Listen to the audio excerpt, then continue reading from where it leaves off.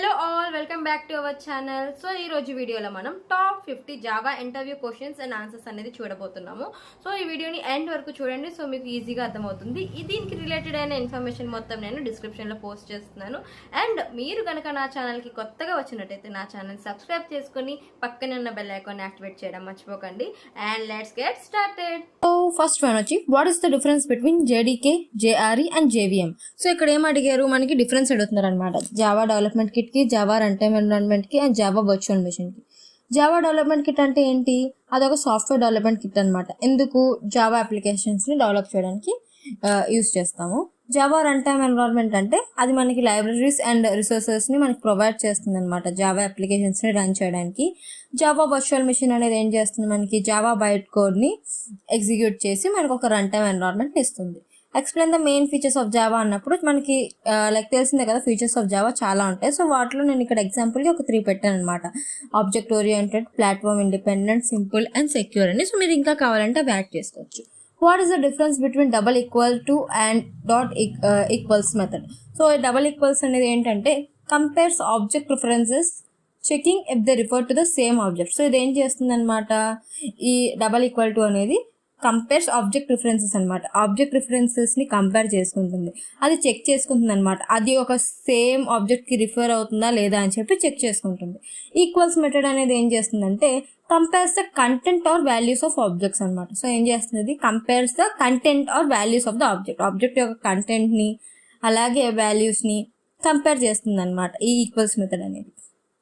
What is the null pointer exception and how can you avoid it. ఈ null pointer exception అంటే ఏంటి, దాన్ని మీరు ఎలా అవాయిడ్ చేస్తారు అని అడుగుతారు. సో అప్పుడు మనం ఏం చెప్పాలి, null pointer exception occurs when you try to access or modify an object reference that has a null value. So ఇది మనకి ఎప్పుడు వస్తుంది, మనం ఏదైతే ఒక ఆబ్జెక్ట్స్ని యాక్సెస్ లేదా మోడిఫై చేయాలనుకుంటున్నామో నల్ వాల్యూ ఉన్నదాన్ని, అప్పుడు మనకి ఇది వస్తుంది అని చెప్పి మనం చెప్తాం. To avoid it, ensure that object refers are initialized before using them. Next, explain the concept of multi-threading Java. So జావాలో multithreading గురించి ఇది చాలా వరకు అడుగుతారు. సో ఇది కొంచెం బాగా ప్రిపేర్ అవ్వండి. Multithreading involves the execution of multiple threads concurrently. So multithreading అంటే ఏంటి, మల్టిపుల్ థ్రెడ్స్ని కాన్కరెంట్గా ఎగ్జిక్యూట్ చేయడం దాన్నే మల్టీథ్రెడింగ్ అంటారు. So Java provides the thread class and the runnable interface for multithreading. Next, what is the difference between interface and abstract class. So interface ki next abstract class ki unna difference enti, interface can have only abstract methods. So interface ki enti only abstract method e untundi. Ade abstract class lo manaki abstract and concrete methods kuda untundi annamata. A class can implement multiple interfaces but it can inherit from only one abstract class. అర్థమైంది కదా. Next, what is the final keyword used for in Java. So జావాలో అసలు ఈ final keywords ఎందుకు, ఎక్కడెక్కడ వాడతారని అడిగారు. Final can be applied to variable method or class. So ఇక్కడ ఫైనల్ అనేది వేరియబుల్కి, మెథడ్కి అండ్ క్లాస్కి కూడా అప్లై అవుతుంది. Final variable cannot be modified, a final method cannot be overridden, a final class cannot be subclassed. Explain the static keyword in Java. So జావాలో static keyword గురించి మనల్ని అడిగారు. Static is used to create class level variables and methods. Static అనేది ఏంటి, మనకి class level వేరియబుల్స్ని and మెథడ్స్ని create చేయడానికి use చేస్తాం. Static variable is shared among all instances of class. So static variable అనేది మనకి ఆల్ ఇన్స్టెన్సెస్, క్లాస్లో ఉన్న అన్ని ఇన్స్టెన్స్లో షేర్ చేసుకుంటాము. Static method belongs to the class rather than an instance. So method అనేది మనకి క్లాస్కి బిలాంగ్ అయి ఉంటుంది అనమాట, ఇన్స్టెన్స్తో కన్నా. What is the purpose of super keyword in Java. So జావాలో సూపర్ కీవర్డ్ యొక్క పర్పస్ ఏంటి, super is used to refer to the immediate parent class, object or method. So ఈ సూపర్ అనేది ఇమీడియట్ పేరెంట్ క్లాస్కి రిఫర్ అవుతుంది అనమాట. It is often used to invoke the parent class method or access its fields. Next, what is the Java collections framework. So Java collections framework అంటే ఏంటి అని అడుగుతున్నారు. Java collections framework అనేది ఏంటంటే మనకి ఒక సెట్ ఆఫ్ ఇంటర్ఫేసెస్ అండ్ క్లాసెస్ని provide చేస్తుంది అనమాట for handling collection of objects. Like ఎలా అంటే it include interfaces like list, set, map and classes like array list, hash set, hash map అనేవి ఉంటాయి అన్నమాట. Next, explain the difference between array list and linked list. So array list అంటే ఏంటి, linked list అంటే ఏంటి, difference ఏంటి అని అడుగుతున్నాను అనమాట. Array list uses the dynamic array to store elements. Array list ఏంటి, ఒక డైనమిక్ అరేని యూజ్ చేస్తుంది ఎలిమెంట్స్ ని స్టోర్ చేయడానికి. So fast and random access ఉంటుంది.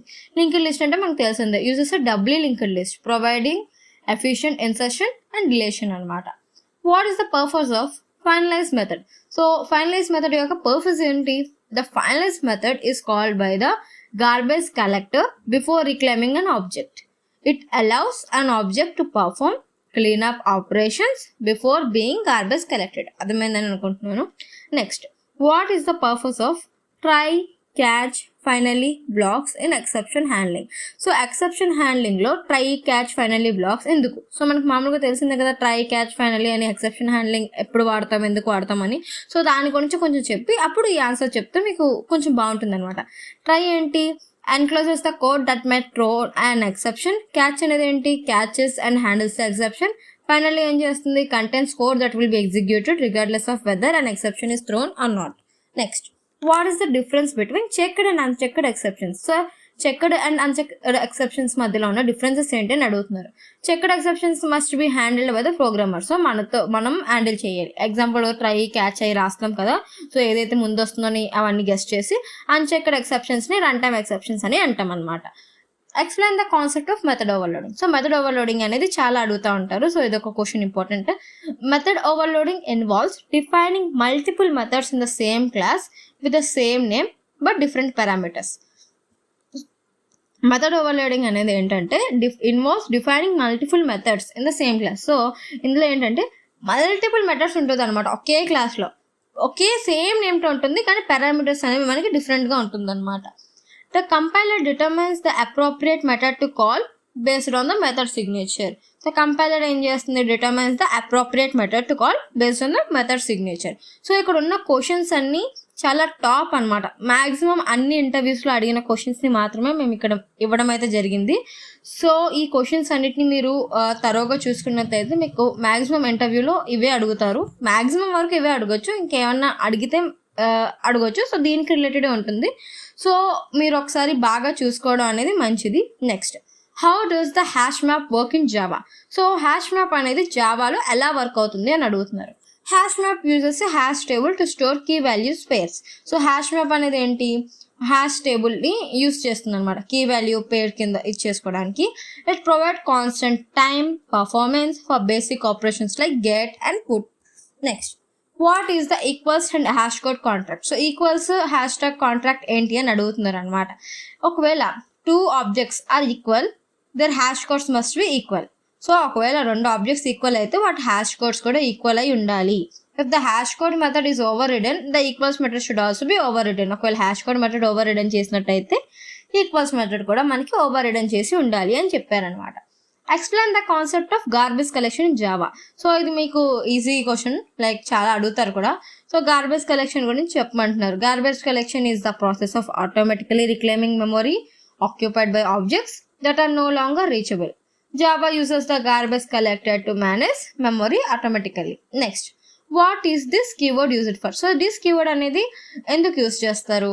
This refers to the current instance of the class. This అనేది మనకి కరెంట్ ఇన్స్టెన్స్ ఆఫ్ క్లాస్ని రిఫర్ చేయడానికి చేస్తాం అనమాట.